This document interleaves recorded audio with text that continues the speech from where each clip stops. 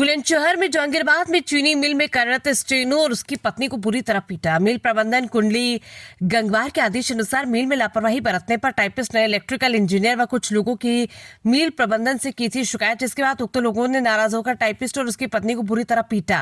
पत्नी की हालत गंभीर, जिला अस्पताल में कराया भर्ती। शराब के नशे का लगाया गया गलत आरोप। उल्टा टाइपिस्ट को गलत ठहराने के लिए 2-3 घंटे तक किया हंगामा।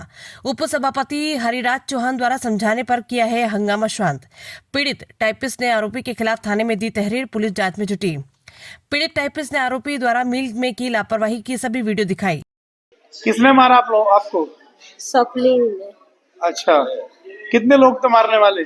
3 लोग था। किस किस चीज से मारा आपको? निकित हाथ में ईंट था, सपलिंग हाथ में। अच्छा। और चाकू था, चाकू में फाड़ दिया हाथ में। और मेरे नीचे पकड़ के नाक घुस हमारी चुटिया पकड़ के, तेरी आदमी नेता बन रही भोसड़ी वाली, यहाँ आजा कह के घर के अंदर खींच रही। मैं इतना में बेहोश हो गई, मेरी सिर पे ईंट लगा दिया। अब कहाँ का चोट आई है आपके? मेरे हाथ में आए, टांग में आए, यहाँ सिर पे आए, पेट में भी आए, फसली सब दर्द है। दोस्तों, इस वक्त मौजूद हूँ बुलंदशहर के जिला अस्पताल में। एक यानी पति पत्नी मेरे साथ मौजूद हैं। पत्नी यहाँ पे बेड पर है, यहाँ गंभीर है, जो चोटें आई हैं उनकी, और पति के भी गुम चोटें आई हैं। पूरा मामला आपको बता दूं, कहाँ जहांगीराबाद चीनी मिल का है, जहाँ जो इंजीनियर है उसने जो है यहाँ पर एक खबर प्रसारित हुई थी कि इंजीनियर के साथ मारपीट की गई है। तो इस सभी पहलू का खुलासा करने के लिए मेरे साथ जो जीएम है चीनी मिल की, उसके स्टोर में मौजूद है। बताएंगे पूरा घटनाक्रम कब और कैसे क्या हुआ। क्या नाम है आपका? मेरा नाम तपन है जी, मैं जीएम चीनी मिल के जीएम का स्टेनो हूँ सर। अच्छा, एक खबर वायरल हो रही है, चल रही है मीडिया पर कि इंजीनियर के साथ मारपीट का मामला, तो वो सब कब कैसे क्या हुआ? सब सर मिथ्यापूर्ण है और सब वो है, झूठ है सर। मैं आपको सारा वाक्य बताता हूँ सर। बात यह है कि मैं सर जीएम का स्टेनो हूँ। जीएम ने मुझको फैक्ट्री के अंदर चीनी मिल में 8 से 11 फैक्ट्री के अंदर रहना और सुबह से लेकर शाम तक फैक्ट्री के अंदर रह के कोई भी अगर कोई दिक्कत होती है, कहीं कोई जूस बहता है, कहीं कोई सिरप बहता है, या कहीं कोई चीनी बह रही है, या कोई इंजेक्शन चैनल में कुछ जा रहा है, उसके लिए जांच के लिए मुझे वहां अंदर बैठा रखा। तपन की कोई अगर ऐसी चीज होती है तो तुम मुझको इसकी सूचना दोगे। तो सर 3-4 बार यहाँ इनके द्वारा चीफ केमिस्ट, ये आपके हमारे चीफ इंजीनियर और ये सब जो हैं, इनके द्वारा थोड़ी सी लापरवाही बरतने पे इनके कर्मचारी और उनके द्वारा जो लापरवाही बरती गई सर, वो उसके कारण बहुत काफ़ी मात्रा में जूस बहा, सिरप बहा, वो बहा। तो उसकी वीडियो मैं उठा के मैम को भेजता रहता था सर। मैं भेजता रहता था तो मैम इनको सबको आकर थोड़ा सा टाइट करते थे और इनको चार्जशीट जारी करते थे, ये करते थे। इसकी वजह से ये सारे की सारे आदमी सब मेरे विपक्ष में थे और ये सब मुझसे ये कह रहे थे कि ये चीनी मिल में आके अंदर रहकर मैडम को कुछ पता नहीं है। ये सारी की सारी न्यूज यहाँ से हमारी सब लोगों की देता है। आदमी सोते भी रहते थे फैक्ट्री के अंदर में, ब्रेकडाउन भी होते थे। उन चीज़ों को मैं देखता था। मैं मैडम को पूरी वीडियो बना के भेजता था, मैडम देखिए सोआ तो इसकी वजह से ब्रेकडाउन हुआ। इसी की वजह से सारे कर्मचारी और सारे अधिकारी मुझसे चिढ़ते रहते थे सर। बोलते थे ये रोज जाकर मैम को सूचना बता देता है। मजदूर, वहाँ के मजदूर और चीफ इंजीनियर जो थे वो आपके ऊपर आरोप लगा रहे कि आप शराब के नशे में थे। सर मैं उस दिन जब मैं अपनी ड्यूटी पे था 8 बजे, मैं 8 बजे अपनी ड्यूटी पे गया। मैंने अंदर सारा भ्रमण किया, सब कुछ करने के बाद में आके मैं चीफ इंजीनियर के ऑफिस के पास में एक बेंच पड़ी हुई थी, वहां पर बैठ गया मैं आके सर। इतने में इंजीनियर स्वप्निल गौड़ मेरे पास आए सर, और आके इन्होंने मुझसे कहा कि तू मेरा वेतन रोकेगा। मैम ने इनका वेतन रोक दिया था माह जनवरी का, कि इनके द्वारा 1-2 मोटर इनकी जल गई थी। इन्होंने रिपेयर मेंटेनेंस का कोई ढंग से काम नहीं देखा था। इसी चक्कर में मैम ने इनका वेतन रोक दिया था। इनके शिफ्ट में बंदियां भी हुई थी तो मैम ने इनका वेतन रोक दिया था, जो कि चीनी मिल के पत्रांक संख्या में आप देख सकते हैं सर। इनका जनवरी माह का वेतन रोका हुआ था। जनवरी माह के वेतन के चक्कर में इन्होंने मुझे बुलाया, बोले तू मेरा वेतन रोकेगा। मैं बोला सर मैं कौन होता हूँ वेतन रोकने वाला, वेतन रोकेंगे तो मैम रोका है मैम ने, आप मैम से बात करिए। तो बोला कि टाइप तो तूने करा। मैं बोला सर टाइप तो मेरा काम है, जब स्टेनो में मैम का हूँ तो मैं टाइप नहीं करूंगा तो कौन करेगा सर। तो फिर उन्होंने कुछ नहीं करके फिर मेरे से बोले तू ज्यादा वो हो रहा है, तूने सबको यहाँ परेशान कर रखा है, सबकी वो लगा रखी है तूने लंका, और तुझे देखते हैं क्या। मैं बोला साहब मेरे से बात मत करो, मैं सर मैं अपनी ड्यूटी पे हूँ, मैं अपनी ड्यूटी कर रहा हूँ सर, आप जाओ, मैं आपसे बात नहीं कर रहा सर। इतना कहते बोले साले गाली दे रहा है क्या। इतने में 4-5 थे पीछे जो पहले से प्लानिंग करके तैयार हुए थे, संग की संग आए और सर मुझ पर बैठते बैठते कम से कम 50-60 घूंसे और लात मेरे। जैसे वो कौन लोग थे, क्या नाम है उनका जिन्होंने? एक स्वप्निल गौड़ था, एक पवनेश यादव था, और सर ये 2 और थे, और बचाने के, और एक चकलेश्वर भी था। ये सारे के सारे एकदम आए और उस टाइम मेरे ऊपर हमला करा तो मेरे चश्मा टूट के गिर गया सर। और मैं एकदम नीचे अपना बचाने के लिए मैं अपना बस खाली करता रहा, ये मुझे बजाते रहे बुरी तरह से।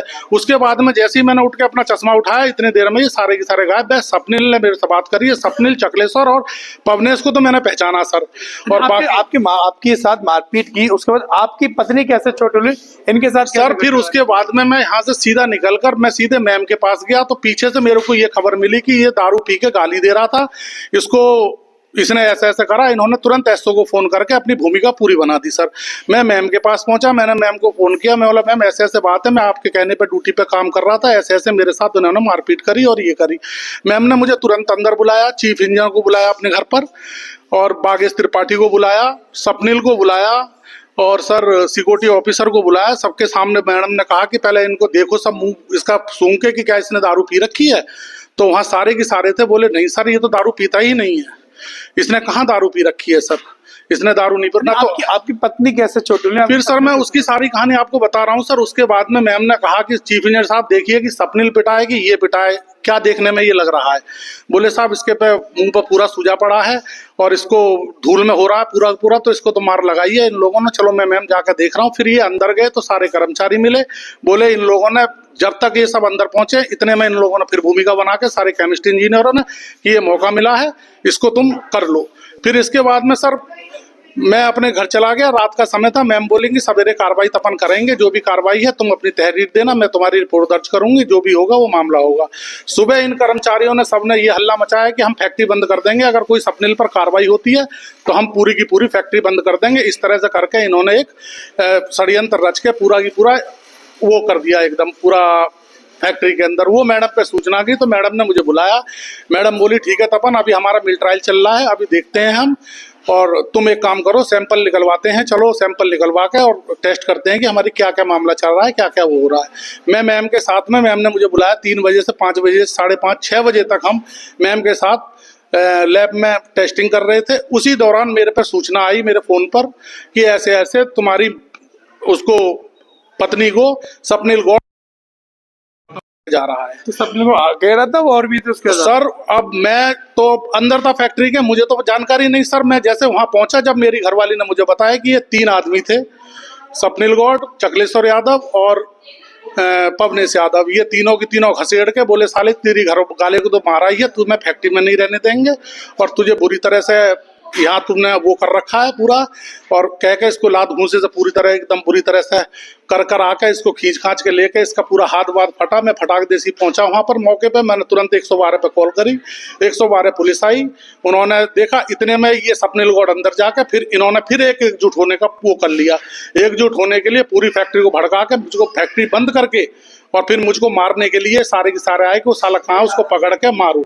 और सारे की सारे ये फैक्ट्री के अंदर यादव हैं सर, चकलेश्वर यादव, ओम प्रकाश यादव, पवनेश यादव और अनिल यादव, ये सर पूरा की पूरा इनका वो कर रखा है। ये लोग सारा प्रति इनका आपकी पत्नी के साथ आपके साथ मारपीट हुई, इसमें आपने पुलिस ने सूचना? मैं जब मेरे को पता पड़ा कि सारे कर्मचारी भाग के मुझे मारने के लिए आ रहे हैं, तो मैं अपनी पत्नी को बैठा के, गंभीर हालत थी इसकी, मैं बैठा के इसको मोटरसाइकिल पे, मेरे साथ मेरा बहनोई था, दोनों गेट के पास में मिली। बोली भाई क्या बात है? मैं बोला ऐसे ऐसे बात है सर, ये कहानी है। तो उन्होंने मुझसे कहा कि आप थाने पहुंचिए और हम अभी आ रहे हैं। मैं बोला ठीक है सर।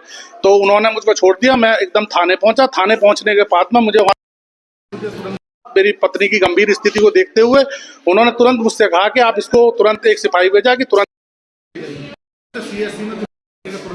मेडिकल ट्रीटमेंट हुआ। ये बेहोश हो गई थी, इसको होश में लाने के बाद फिर वो करने के बाद में उन्होंने फिर जिला चिकित्सालय बुलंदशहर के लिए उसको रेफर करा। रेफर करने के लिए फिर 108 नंबर उन्होंने खुद बुलवा के और फिर सिपाही को रिपोर्ट दे के छोड़ दिया और हमसे बोला आप जाइए, आपको रेफर किया गया है, आप वो बुलंदशहर जाइए। मैं सर बुलंदशहर में यहाँ पर रात को आया, 8-9 बजे आके मैंने अपनी घरवाली को यहाँ भर्ती करवाई है। भर्ती करवाने के बाद में मैं यहाँ से पड़ा हुआ हूँ। ना तो मेरे पास अभी कोई आया, ना मेरा अभी कोई एक्सरे हुआ, ना मेरा अभी कोई अल्ट्रासाउंड हुआ, और मैं यहाँ पड़ा हुआ हूँ। और पूरी राजनीति सब खबर मेरे पास आ रही है कि तुम्हें निकालने को फैक्ट्री से। सर मैं बाहर का रहने वाला उड़ीसा का आदमी हूँ, मेरा यहाँ कुछ नहीं है सर। एक उड़ीसा का आदमी और आकर यहाँ पर क्या इतनी बड़ी घरौनी काम कर सकता है सर? आप मेरे साथ न्याय करें। मैं बहुत गरीब हूं और बेसहारा हूं, मेरा कोई नहीं है। मेरे पिताजी यहाँ फैक्ट्री में रहते थे, काम करते थे। मेरे पिताजी का भी स्वर्गवास हो गया फैक्ट्री में काम करते करते 2005 में सर। मैं अकेला हूँ, एक मेरी विधवा माँ है, अपने बच्चों का किसी तरह पालन पोषण कर रहा हूँ सर। आप जीएम का स्टैंड हूँ तो जीएम जो मुझसे कहेंगे मुझको तो करना मेरी मजबूरी है सर। अगर मैम मुझसे नहीं कहती कि तुम्हें अंदर नहीं जाना तो सर मैं क्यों जाता अंदर में? मुकदमा दर्ज हुआ है नहीं हुआ? सर अभी कोई मुकदमा अभी मेरे सामने कोई दर्ज नहीं हुआ है। खाली पुलिस सर का एक फोन आया था, अभी वो मेरे घर पहुंचे थे, उन्होंने मेरे घर पे जाकर बयान लिया है। बयान लेके मुझसे बोले कि तुम कहाँ हो? मैं बोला साहब हम जिला अस्पताल में भर्ती हैं। बोले ठीक है हम पुलिस वालों को भेजते हैं, अभी तुम्हारा वो करवाते हैं, वहाँ पहुंच रहा होगा कोई ना कोई। इस तरह से करके सर मैं यहाँ पड़ा हुआ हूँ, ना तो कोई आया अभी मुझे देखने को, ना कोई हुआ, ना कोई मामला अब तक सर चला। बता दूं कि जहांगीराबाद चीनी मिल के जो जीएम है उनके स्टोनो तपन मेरे साथ मौजूद है। इनका साफ तौर पर कहना है कि एक जो खबर चली थी, प्रसारित की गई थी, उसमें दिखाया गया था कि चीफ इंजीनियर और मजदूरों के साथ यहाँ पर मारपीट की गई है, जबकि तपन ने सभी पहलू पर खुलासा किया है कि ऐसा कुछ भी नहीं था। एक आरोप ये भी लगाया गया था ये शराब के नशे में है। इन्होंने ये भी जो है खुलासा किया है कि ये शराब के नशे में नहीं है। उसके साथ साथ बता दूं कि पूरा घटनाक्रम इन्होंने बताया कि ये जो जीएम के स्टेनो है, जीएम के द्वारा इन्हें पूरा यानी चीनी मिल की जो देख रेख के लिए रखा गया था। इन्होंने जहाँ जो भी खामियां देखी, जो कमियां देखी, उसकी वीडियो बनाई और उसकी वीडियो बनाने के बाद इन्होंने जो है जीएम को दे दी। जीएम ने उस वीडियो के आधार पर कार्रवाई की है। वो कार्रवाई से क्षुब्ध होकर सभी लोगों ने एक षड्यंत्र रचा और इनके खिलाफ जो है इनकी कार्रवाई कराने की और इनके साथ मारपीट करने की घटना कारित की गई है। फिलहाल जिला अस्पताल में इनकी पत्नी भी एडमिट है और ये भी एडमिट है। इनका साफ तौर पर कहना ये भी है कि मुझे योगी सरकार से, बुलंदशहर के अधिकारियों से न्याय की उम्मीद है और मैं न्याय चाहता हूं। मैं अपने सहयोगी महिमा शर्मा के साथ वसीम सिद्दीकी, तेज लाइव न्यूज, बुलंदशहर।